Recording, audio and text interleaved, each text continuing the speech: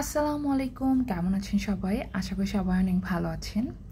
কালকে মাইকিং করছিল এই এলাকায় সকাল ৮টা থেকে ৩টা পর্যন্ত কোনোই ইলেকট্রিসিটি থাকবে না। তো আমরা যখন কালকে বিকালে বের হচ্ছিলাম তখনই এই মাইকিংটা শুনতে পাই। ও এরপরে তো আমরা ঘোরাঘুরি করলাম, লিচু বাগানে গেলাম, তো সব কিছু মিলায়ে এটা মাথা থেকে চলেই গিয়েছিল যে আজকে ইলেকট্রিসিটি থাকবে না। সকালবেলা উঠে যখন নাস্তা বানাতে যাব তখন দেখি আসলে ইলেকট্রিসিটি নাই। তো ভাবলাম একটু অপেক্ষা করি। তো অপেক্ষা করতে বেশিক্ষণ অপেক্ষা করতে হয়নি। ১টা-১.৫টার দিকেই ইলেকট্রিসিটি চলে আসছে। তো তখন আমি ভাবলাম একটু ভারী কিছু খাই, যেটা ব্রাঞ্চ হিসেবে কাজ করবে না, আমার লাঞ্চেও আর কিছু লাগবে না, ব্রেকফাস্টও তো গেলই। তো এর জন্য আমি একটা ডিম পোস্ট করে নিলাম, একটা রুটি সেঁকে নিলাম। একটা রুটিতে হাফ কাপ পরিমাণ ভাতের মতো, মানে সমপরিমাণ ক্যালোরি থাকে। লাইক হাফ কাপ ভাতে থাকে ১০৪ ক্যালোরি, আর একটা রুটিতে থাকে ১০৬ কিলো ক্যালোরি। তো আমরা যে বলি যে ভাতের বদলে রুটি খাচ্ছি, আসলে রুটিটাও আমাদেরকে কাউন্ট করে খেতে হবে। অনেকে আছে যে রুটি ৩-৪টা খেয়ে নিল, তাহলেও কিন্তু হচ্ছে না, রুটিটাও কাউন্ট করে খেতে হবে। তো আমি এখানে নিয়ে নিচ্ছি শসা, একটা ছোট সাইজের শসা। এখানে আমি লিচুও নিয়ে নিব। ও, আর একটা লিচুতে মানে একটা বড় সাইজের লিচুতে থাকে ৬ কিলো ক্যালোরি, মানে খুবই সামান্য। এটা আমার ভালো লেগেছে। আর এই তো হয়ে গেল আমার ব্রাঞ্চ রেডি।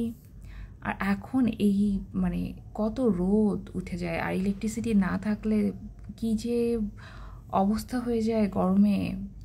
আর রাতের জন্য এখন রান্না করছি, রাতের জন্য আমি রান্না করব আলু বেগুন দিয়ে শুটকির তরকারি। এইখানে শুটকিটা আম্মু আগে থেকে বাসা থেকে পাঠিয়েছিল, এর জন্য আমাকে বেশি হ্যাসেল করতে হয়নি, শুধু বেগুন আলুটা একটু কষিয়ে নিয়ে তারপর আমি শুটকিটা দিয়ে দিয়েছি।